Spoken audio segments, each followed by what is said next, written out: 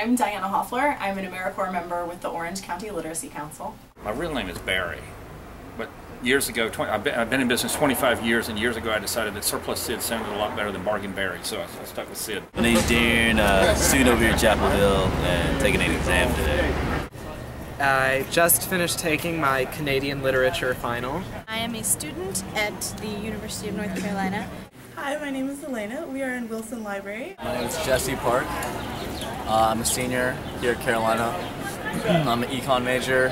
I'm a senior here, so I'm just kind of enjoying being done with one of my last exams and trying to spend as much time in the pit on campus as I can. Part of Pi Kappa Alpha, the Tall chapter, established in 1892. We are cake bakers.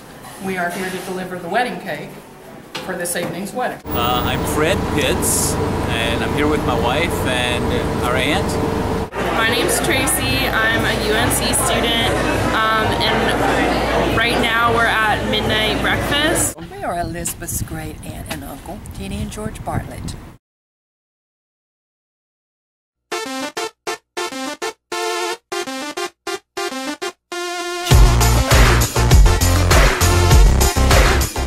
Carberry, you would describe it as a box of granola. You know, what ain't nuts and fruits are all flakes. That's the reason I stay here, because I love the color of it, you know.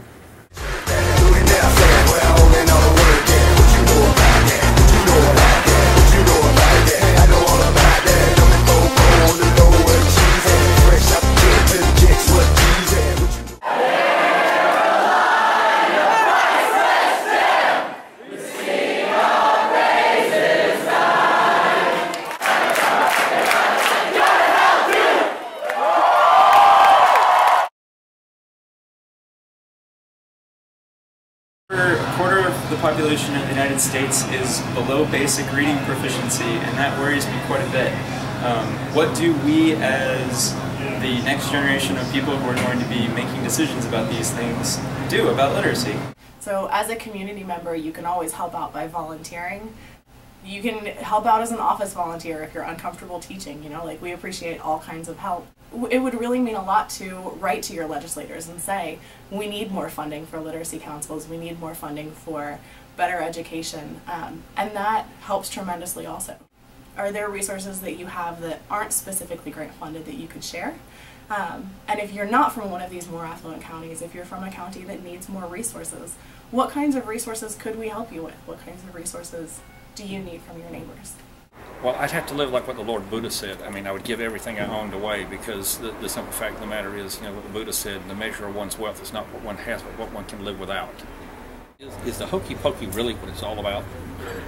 A hokey pokey could be, I guess, until further otherwise proven, is what it's all about. Do two wrongs make a right? I do think vengeance isn't mine. There's nothing I should do, anything I do to repay somebody for something they did to me or somebody else is just another wrong, and it's not actually going to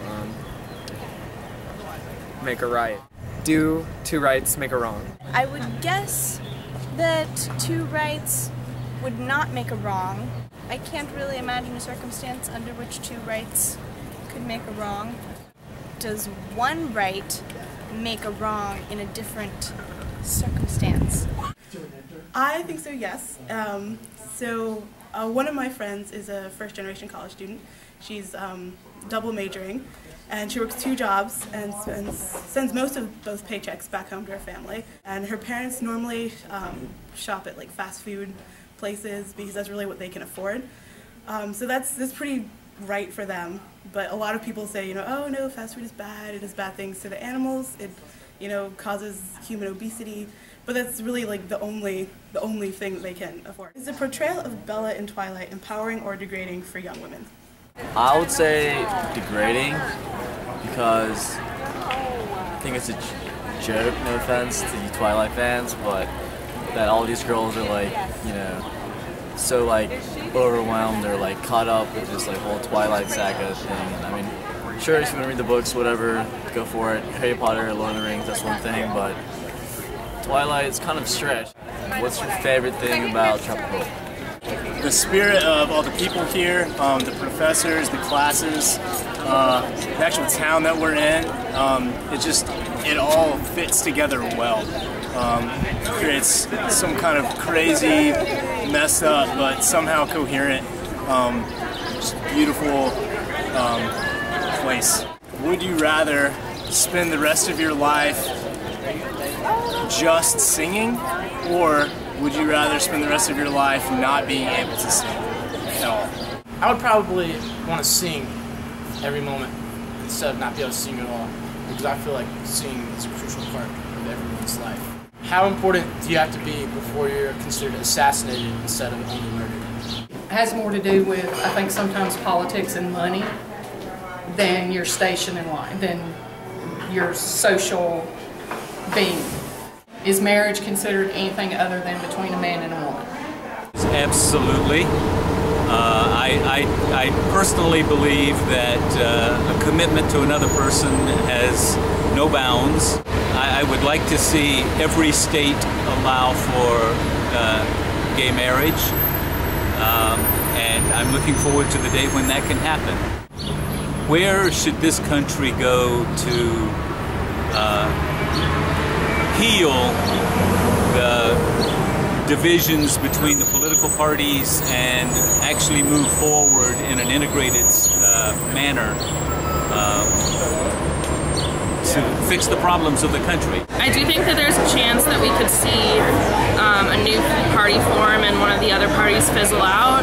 However, it would be great if there could be a nonpartisan party, but unfortunately I think it's never going to happen. Where did you go to high school, and did you like it? Were those the golden years, or was it something you're glad to be past? I went to L&J High School in High Point, North Carolina, and I loved it. I was an athlete, so I loved everything about school. I started twirling a baton in high school. In about a 3-year period, I had 300 students that I taught baton in my yard. And then I started entering them into Christmas parades all over the state of North Carolina and Virginia. What do you do that makes you the happiest? Franklin Street was really fun to walk around. We went to Top of the Hill Bar one night, and that's where I also went for lunch with my great aunt and uncle. I was a little bit surprised about the accents that people had. I'm not used to hearing Southern accents, so I appreciated that. The South is also known for their breakfasts, so we went to this place called Elmo's Diner in Carborough, and the other morning we went to this place called Ye Old Waffle House on Franklin Street. Let me introduce you to my GPS. It's a Garmin. This is how I've been getting around everywhere, and it is currently broken, so I'm going to be relying on my alternate navigation skills to get to Atlanta from here. So wish me luck. You know, people ask me this question, how would you treat somebody? I say, treat them like a dog. And of course they immediately react, oh God, how could you say treat somebody like a dog? I said, no, you're not listening to me. I said, treat them like a dog. Do these 3 things. Always greet them enthusiastically, call them sweet pet names all the time, and scratch them and rub them wherever they want to be scratched and rubbed, and you will never have a moment's problem with that individual.